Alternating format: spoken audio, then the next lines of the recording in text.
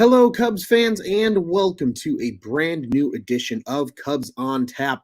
I am Ron Luce, joined once again by me, myself, and I, but that is okay because, ladies and gentlemen, we are here today to talk about not only a Cubs victory, but a Cubs series victory. And not only a Cubs series victory, but 4 straight Cubs series victories with the series win today over the Milwaukee Brewers. Cubs win 2-1 on Wednesday. Good old getaway day. The lineup surely reflected that of a getaway day game, but it didn't matter. Didn't matter. Cubs came away with a big W. Big clutch performance by PJ Higgins, as you can see in my little name tag there if you're watching along live or on YouTube or Facebook after the fact or Twitter after the fact. But if you want to get involved with us in the comments, be sure to be following along with On Tap Sportsnet on YouTube and Facebook, and you can join the conversation either with me today or just in general throughout the rest of the season. But let's dive right into it, shall we? Today's 2-1 game, you had Adrian Sampson on the bump, and what a better place to start for today. Adrian Sampson, you looked absolutely incredible today, my friend. 5 2/3 innings, only 4 hits, the 1 run given up. He did not walk a single batter. Cubs only walked 1 batter entirely today as a pitching staff, and he had 5 strikeouts to go along with it. Adrian Sampson is a really good sneaky depth pitcher that this Cubs team has right now. And Juice and I touched on it a little bit recently with Adrian Sampson, right? He provides this depth, and he keeps giving the Cubs a reason to keep him on the roster. It doesn't matter if Marcus Stroman and Drew Smyly, who have reportedly are done with the rehab assignments and are on their way back to Chicago and to throw some bullpens and see when they're going to be activated, or at least to rejoin the team, pardon me, since the Cubbies are jetting out to LA, and we're going to touch on that here in a little bit. But when you have a guy like Adrian Sampson just hanging out there waiting to be used when you need him, that's a great asset to have, because look what he's done. He has been absolutely sensational. After today's performance, he lowers his season ERA to a 2.91, and it really hasn't mattered what role they've thrown him in, because we've seen him time and time again come out of the pen, come out in other situations, right? He made his first appearance of the season way back in May against the Dodgers, a clean inning of work. He did give up 2 runs. They certainly weren't earned, though, in that one. But I think we can all recall that Atlanta appearance when he came out of the pen, just cruised through the rest of the game, 4 2/3 in that one, didn't give up a single run. I mean, he's just built off every single appearance he's had. Looked really good against St. Louis. Got the start there. 5 innings of work, only the 2 earned runs, 2 walks and 5 Ks. You love to see that. Boston, he got beat up a little bit for the 4 earned, but they were all early, and then he settled in. Really, he's only had like 2 bad innings in his last 3 appearances here for the Cubs, all starts. And now you see it today. He looked fantastic. Yes, gave up the home run, whatever. That was his only mistake of the day because he didn't walk anybody, and he only gave up 4 hits. Cubs worked their way out of all the trouble whenever a base runner got on for the Brewers. So effectively, it's really hard, in my opinion, to be mad about what Adrian Sampson is doing here. And, it's games like today. A big shout out to our friends over at the Dingers podcast. Cubs fans get excited. And there's a reason to be excited. This team is showing it has some depth. Guys are coming to life. It feels like the lineup is starting to work itself out a little bit too, right? Seiya Suzuki has returned. Christopher Morel has ascended. Rafael Ortega is playing absolutely incredibly well lately. I think that's another guy that does not get a lot of love in the public eye, but he has been very good for this Cubs team. Has been hitting leadoff a lot recently too, taking that pressure off a young guy like Christopher Morel and allowing him to just play baseball. And you are starting to see this team reap the rewards of that again, how well they've played recently. And again, yes, they have a hell of a way to work back to even start to think about the P word, playoffs. Talk about playoffs.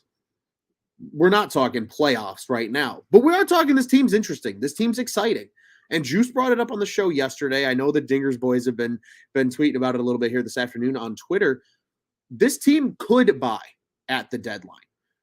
But if they do buy, it's going to be for the long haul, right? If there's a team that maybe, really has a dire need for a pitcher, and the Cubs can come back and say, hey, look, we like so-and-so, and we know you can't keep him, we like him. We would like to have him. Can we have him as part of a trade? Think about like the Cody Hoyer and Nick Madrigal trade of last season for Craig Kimbrell. Those were like now pieces that the Cubs got in return for a guy like Kimbrell. And sure, maybe the Cubs don't have that type of trade ship on this roster currently, but what they do have is the ability to at least look and see, hey, can we improve this team for the near term and not just go get some A-ball prospect that's, 3 or 4 years away from the big leagues? Can we go get that guy who's pretty close here right now that, maybe with a couple of weeks in AAA of grooming, maybe you give him a little time here this year, but really more so with next year in mind, that guy's ready to go. And it's interesting. It's certainly interesting. Today was a great game for the runs. I mean, really, really, really boring ball game if you like runs. We messed in. Keston Hiura was a pain in the ass this series. Obviously, he gets the home run in the bottom of the fifth, but in the top of the eighth, Christopher Morel comes through with a triple right out the gate. Gets on third, no outs. Things you love to see. Seiya comes in a pinch hit scenario for Andrelton Simmons, who had an extra base hit today, by the way. Certainly worth mentioning that Andrelton Simmons had an extra base hit. Double down the line. I didn't believe that it was true when it happened. I don't think a lot of people on Twitter did either, because I saw some pretty hysterical replies to the Cubs on Tap account today based on that tweet. But nonetheless, you got Christopher Morel getting on third. Then you got Seiya coming up, taking a huge walk. I think it was an 7 pitch at bat to finally get Seiya to walk. But hell, that's a great at bat. Just continues to have incredible at bats in his return. And then, yeah, man, I mean, Rafael Ortega follows it up, ties the game. Unfortunately, the Cubs can't add anything, but Patrick Wisdom gets on first, steals second in the ninth. And then this was perfect clockwork, my friend. Thanks for jumping in the comments here. But as our buddy Chief Redbeard here says, PJ the Goat Higgins comes through in the clutch with a big opposite field double. And that ultimately scores Wisdom. And that's how the Cubs won today's game, folks. Great pitching then in the ninth to shut it down. David Robertson picking up his 12th save of the season. That sparkling 1.89 ERA still very much intact. Givens ultimately gets the win today. He's 5-0 on the seasons. But Chris Martin, a clean inning of work. And then Hughes came in for Sampson there in the sixth to work out of the jam. I mean, just an all-around great day for the Cubs. Not a lot of offense, but not a lot of offense for either team. Corbin Burns absolutely shoved today. I'm going to pull up his stat line here. 7 innings of work, 3 hits, 1 walk, 10 Ks. He was incredible. But guess what? As soon as Burns came out of the game, the Cubs took advantage. And that's important. That's very important, right? Because Juice and I talked about it on last night's post-game show about getting after Burns early. And then even today on the radio, I listened to the pregame on the radio today. I was driving around running some errands. Even Ron Coomer said, get after Burns early. The game plan, I think, in the general public's eye was get after him early. And when they didn't get after him early, I think a lot of people did lose hope in today's game if they were watching along.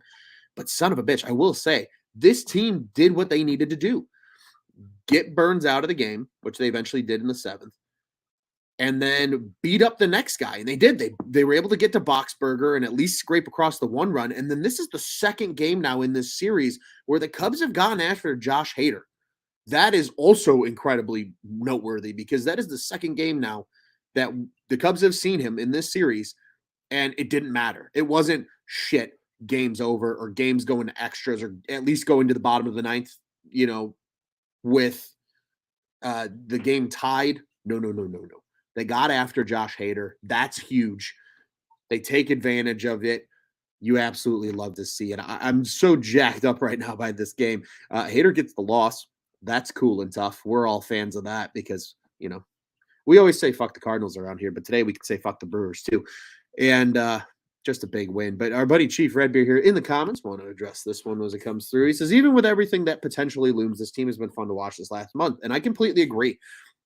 This team has been very fun to watch for this last month, as Chief Redbeard says in the comments, because it just feels like guys are finally hitting their stride a little bit. And that's kind of what today's game felt like, right? Christopher Morel gets the big hit, the big triple late. Rafael Ortega, a guy that I've mentioned, he drives in the game tying run. He's been great. Seiya Suzuki with a great at bat in the pinch situation off the bench to get the walk drawn. I mean, all the big guns for the Cubs are seemingly coming through when it matters most. And I think that's why they're fun, right? And a lot of injury news came out today. A couple of things that I wrote about over at OnTapSportsNet.com. Highly encourage you to go check it out. But Nick Madrigal and Frank Schwindel are starting rehab stints in AAA Iowa later this week. Madrigal starting tomorrow, along with Daniel Norris, and then I believe the intention is Schwindel to start Friday. But when guys are getting healthy, where are you going to put everybody, right? Alfonso Rivas, I know he got pulled. I think this is certainly worth mentioning. I know he got pulled for the pinch hit at bat from Gomes there late in the game, but Rivas was 2 for 3 today. Like, Rivas has been good. Anybody they throw at second base has been solid, better than VR was, certainly, and arguably better than Madrigal was. Yes, Madrigal got a little hot in the 8 games when he got back before he got hurt again, but damn. Like, where are you gonna put these guys? And again, having an embarrassment of not knowing what to do and like actually having a legit like lineup problem of where to put these guys is certainly a good thing. But like when Frank Schwindel and when Nick Madrigal come back, you have to contemplate what's going to happen on the roster. Who's going to get sent down? You can't send down PJ Higgins because having that catching depth along with his ability to play first base is valuable. Do you send down Rivas again and at least let him get everyday at bats at AAA and he's not a rotational guy at first with Higgins? And then when Schwindel returns, and then do you send down Nelson Velasquez, who's arguably been pretty good? He's been playing center field too, which is crazy. I mean, he's been really, really good, and it's hard to argue sending him down. Like, who do you send down? Are you going to DFA David Bodie? Probably not. Maybe, but probably not. You going to finally DFA Simmons? Would certainly be all for that. But who knows? Nonetheless, good problems to have when the guys that are currently here are doing their job and getting things done. This team's fun to watch. And then you're like, well, where are we going to put so-and-so when they come back from injury? Pitching, a little different, right? Pitching injury front. Sounds like Stroman and Smiley are nearing returns. Kyle Hendricks goes on the 15-day IL officially. He was removed early from yesterday's start with shoulder soreness. It is a shoulder sprain, I believe, is the official diagnosis. So when he gets back, who knows? But that's 80% of your starting rotation right now that's out. However, it does sound like 40% of it is on its way back in the form of Marcus Stroman and Drew Smiley. So that would be good. Currently, they announced today Cubs will throw Mark Leiter Jr. out for game 1 of the Dodgers series. Again, we'll touch on that here in a minute. And then it'll be Keegan Thompson on Friday, hopefully for 3 and 4, since it is technically TBD. Maybe we'll get to see Marcus Stroman and Drew Smiley pitch the last 2 games out in LA. That would certainly be nice. Turn into the comments again. Buddy Chief Redbeard here. Thanks, man, for joining the conversation. I like this. This is always fun when I have somebody to go back and forth with. Kind of along with the lines that I was going with. Guys are getting healthy. The young kids aren't scared of the big moments. And they've done this all without arguably their best player, that is Wilson Contreras. And I absolutely agree. I think that's the crazy part is, we really haven't seen Willie in this entire series, and they got a series win. That's huge. That's massive for them to be able to come in and take care of business the way they did in Milwaukee, right? It's not at Wrigley. It's in Milwaukee. It's in their ballpark. And they get the deal done, man. And it's awesome. And absolutely agree here. Chief Redbeard, as I said earlier in the show, you cannot forget how well Sampson has done. Agreed. I think he's been such a sneaky weapon for this team. Chief Redbeard, dude, has been solid. I would argue he's been more than solid, man. He's been really good. And just a sneaky good, right? Again, nobody knows who the hell Adrian Sampson is. The general Cubs fans never heard of Adrian Sampson. But we saw Sampson a little bit at the end of last season, and he pitched pretty well then, too. So certainly a guy that this front office identified as, hey, even if he's depth, that's really good depth to have. And I think the front office knew this season pitching was going to be an injury bug for a lot of teams across the league because of the shortened spring training. And I think we've seen it with the Cubs, right? Starters struggled early in the season, and some of these guys have now gotten hurt, right? We've seen Miley go on the IL twice. We've seen Hendricks out more than once for at least extended rest.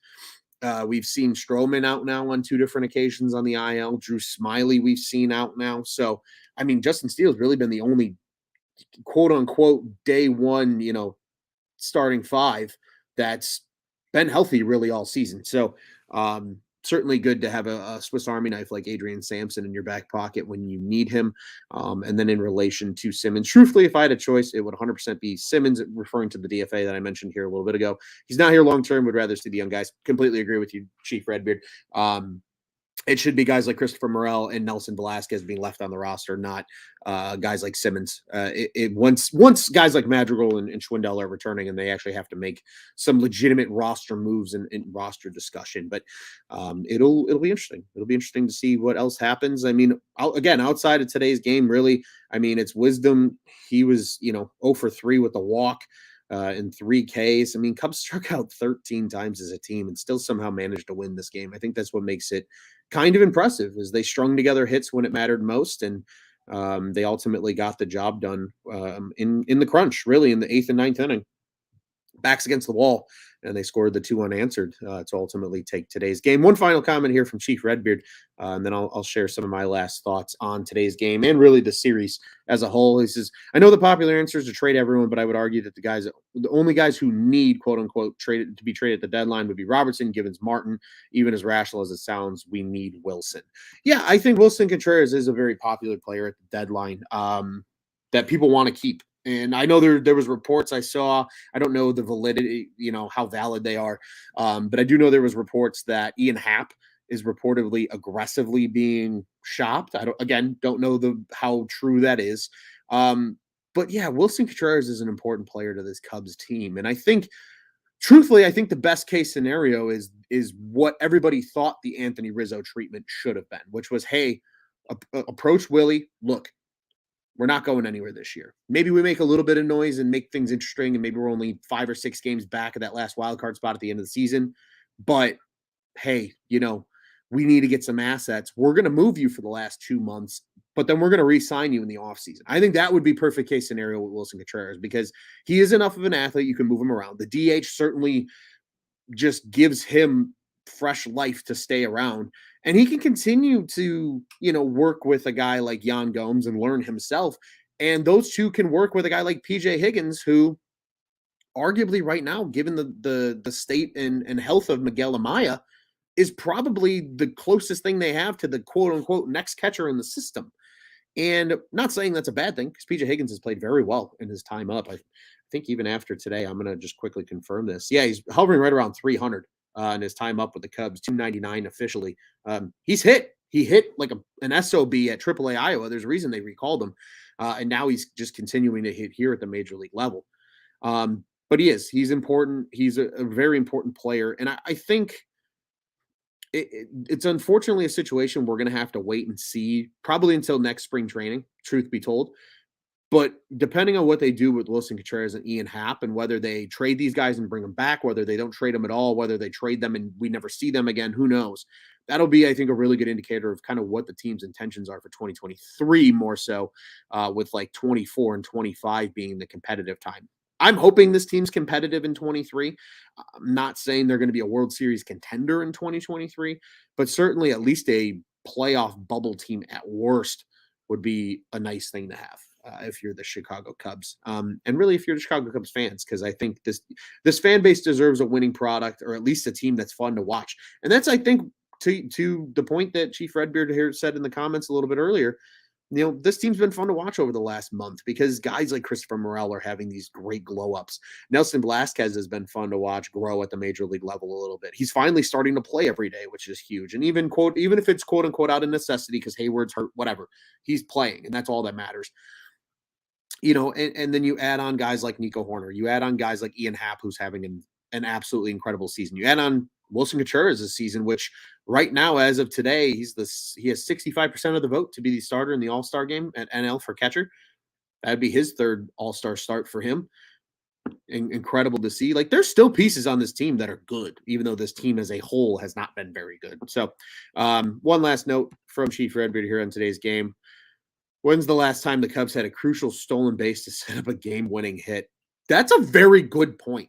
And that's something that they actually brought up on the broadcast today. They said that the Cubs have 5 guys with at least 6 or more stolen bases, which is, they are tied with the Dodgers, and that's the most in the league in that category. So the Cubs are one of the heavier running teams in baseball right now, outside of a team like the Dodgers, which makes sense. They got guys like Trey Turner and Bellinger and a lot of guys that can move really well. But I agree with that statement from Chief Redbeard. Like, I don't remember the last time that a stolen base set up a game-winning hit. Like, I really don't. And that was because that last Cubs team was built for power. And Juice and I talked about it extensively the other night on the show, that it feels like baseball is starting to trend back to where the finesse player is going to have a place. I don't think we're ever going to see the Scotty Pods and the Juan Pierres and the Kenny Loftons of the world anymore. But guys like Carl Crawford, right, who when he played was a guy who could steal 40, and maybe not 40 bags. Maybe we don't see a lot of guys steal 40 bags, but even if it's guys stealing 20 to 30 bags, but being able to put up some power, right, but hit for average. And I think that player in baseball is going to come back a little bit. I really do. And I think that's where things are going. And you know what? I don't mind it. I like running. I like the stolen base. I think the stolen base is fun. Again, yes, statistically speaking, it's not efficient. Whatever. Fuck that bullshit. All right. If we played, if teams played every game without taking risks, sports would be boring, right? Sports is about risks. It's a calculated risk, but it's a risk. But if you got guys that can run, right? If you got guys like Christopher Morel, who is one of not 5 players in the 90th percentile in both barrel rate and sprint speed, which is a list that includes Byron Buxton, who many consider one of the just pure talents in the major league. The guy just can't stay healthy, and it's truly bad for baseball that he can't stay healthy. Julio Rodriguez, insanely talented rookie outfielder for the Seattle Mariners. Mike Trout, I don't even need to add more to that name. And there's one other guy on that list, and I feel really bad for getting it because, again, really good player in today's major leagues. And then it's Christopher Morel. Like, they have these guys. They have these guys that are going to be kind of that next facet of baseball where, you see guys that have maybe more of that 5-tool setup. And maybe it's not elite 5-tool setup, but they can do a little bit of everything, right? Ian Happ is kind of built that way. Yeah, maybe he's not the strongest arm, and maybe he's not the greatest glove. Maybe he's not the biggest power bat, or maybe he's not the best hitter, but he can do all of those things and do them pretty well. I think you're going to see a lot more of that in the new game of baseball. And I think the Cubs kind of won this series, right? Some of the most exciting plays of this series were kind of that new school of baseball where it's going to be more finesse, right? Seiya Suzuki's inside the park homer the other day. Today, the stolen base to set up the game-winning hit from Higgins. Like, I really do think where baseball is going. And it's fun, right? I like stolen bases. Stolen bases are cool. Like, who the hell thought Patrick Wisdom was going to steal a base, right? I would expect a guy like Morel, or I would expect a guy maybe like Velasquez because he's got some wheels, or maybe, even a Rafael Ortega. No. Patrick Wisdom swiping bags and scoring game-winning runs. And you know what? That's pretty cool and pretty fucking tough, if you ask me. My final thought from today's game: even with a getaway lineup, they got away with a W, and I think that's great. I think a lot of people wanted to see Seiya. It makes sense that he sat. He is coming back from injury. They don't want to rush him in right away and him re-injure something or re-aggravate something. Understandable. But the guy is one of the most entertaining players to watch in baseball right now.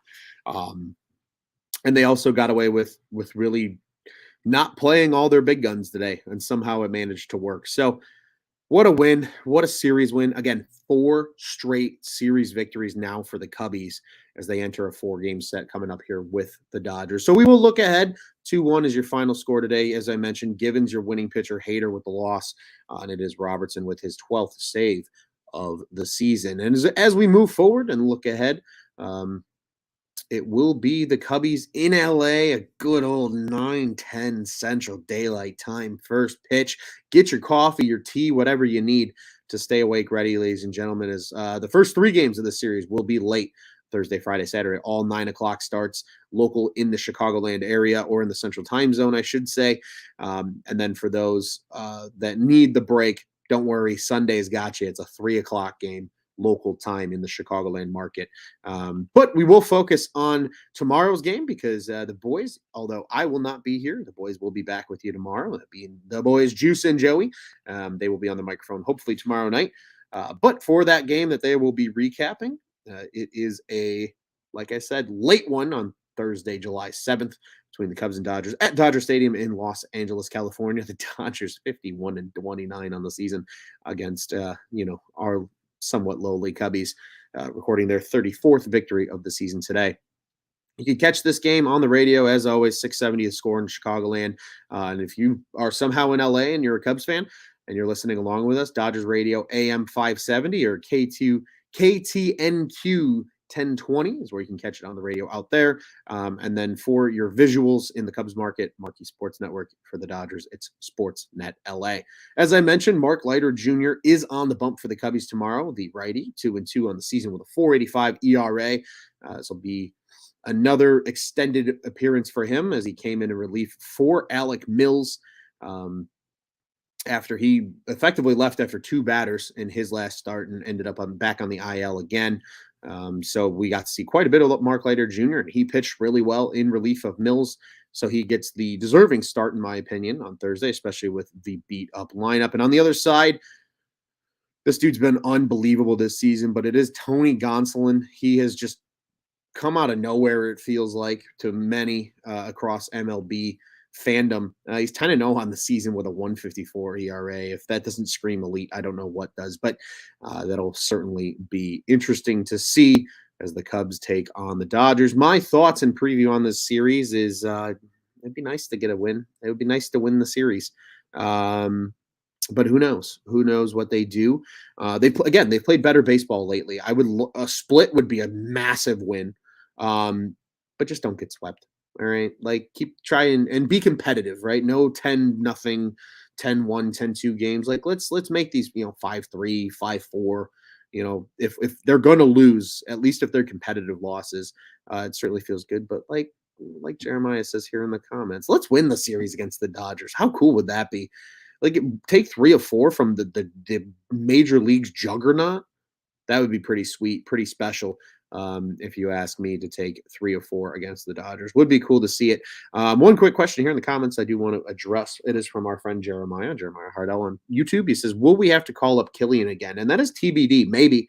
I think the only way we see Killian again, at least in this Dodgers series, is if Stroman and Smiley throw their bullpens and the team believes they are not ready. I think that's the only way we don't see him. Otherwise, I would expect to see Stroman and Smiley in whatever order, but those 2 on Saturday and Sunday, assuming they're healthy and they look good in their bullpens that they're supposed to throw now that they're back with the team. So don't expect to see Killian, but in the event that either Smiley or Stroman maybe isn't ready after throwing the bullpen, I think there is a chance that we could see Killian. Mind you, too, the Cubs do have an off day on Monday, the 11th, when they get back before 2 games at home here in Chicago against the Baltimore Orioles. So that off day will certainly help. And, if they can get Stroman and Smiley back, I think that'll be huge and ultimately will allow Killian to just continue to do what he's doing down in AAA and hopefully continue to right himself. And we'll probably see him before the year's over again. I just don't think it's in this series, but I think we'll see him again. I know Juice mentioned on the show yesterday that Baltimore series is a perfect time to call up a guy like Killian. So that will be awesome. And actually, I'm glad you mentioned this too, because this was a little bit of news that I wrote up today. Kind of a little final thought here. In the Cubs thought. We are approaching the All-Star game. It's coming very, very, very, very, very soon. And as Jeremiah says here in the comments, glad PCA is playing in the Futures game. And that is the report. It is still technically just a report. I believe that will become official if it is going to be official tonight when they announce the Futures game rosters. I think they've only hinted at four players, I think, from either side that are supposed to play in it. But PCA is the rumored piece that will be going and playing out there. For those that maybe don't remember, Brendan Davis played in that game last year and won game MVP. I believe 2 home runs was the tune of his stat line in that one last year. So hopefully PCA can do something similar, maybe a triple or something crazy, and get a little bit of national spotlight for the Cubs prospect pool, because he's certainly played well. He's cooled off a little bit at South Bend, and the average isn't certainly there, but the extra base hits still are. He's got 4 triples. He's got more triples in 17 games with South Bend than he had in 38 games with Myrtle Beach, which is absolutely insane. So nonetheless, good for PCA if that does deem true, and we will have to tune in. It's unfortunately, I think, only on Peacock or Sirius XM, so maybe having to finagle that one a little bit and try and figure out how to see that. Nonetheless, That will be fun. But ladies and gentlemen, before I get out of here, I do want to remind you Cubs on Tap is the official Cubs podcast of the On Tap Sports Network. You can check out all of our great work at ontapsportsnet.com and at ontapsportsnet on social media. I just wrote a bunch of stuff today over at ontapsportsnet.com that is Cubs related. You can go ahead and check that out there as well. And there will hopefully be more coming, if not today, at some point over the weekend as well. You can follow us here at the pod specifically. We are at Cubbies on Tap, Cubbies. That's on Twitter and Instagram. You can follow me on the Bluebird app. I am at Loose on Tap. And you can follow all of our other great contributors here at Cubs on Tap, at Juice on Tap, at Joey Knows Nothing, at Teddy Freddy 270, and at Brandon M. Kane, among others who help us out here with the Cubs coverage. Bulls, Bears, Blackhawks, you know the drill. We've got it all. And yes, Cubs fans, you know the drill as always. We all have friends that like the guys at 35th and Shields. Send them to our friends over at Sox on Tap. They do a great job covering the Southsiders. So once again, ontapsportsnet.com, at ontapsportsnet on social media, the OnTap Sports Network. Go ahead and check out what's on tap in Chicago sports. Cubs win the series against the Brewers with a 2-1 victory here on getaway day. Absolute heroics from PJ Clutch Higgins in the ninth inning to score the game-winning run, and then Robertson shuts it down with his 12th save of the season. The Cubs are in LA for 4 this weekend against the Dodgers, with Thursday's game set to start just a hair after 9 o'clock local time, and it will be Mark Leiter Jr. on the mound against Tony Gonsolin. I am Ron Luce, and until next time, ladies and gentlemen, I'm going to get out of here. The only way we know how, at Cubs on Tap. Fuck the Cardinals. At today, fuck the Brewers, and let's go Cubbies.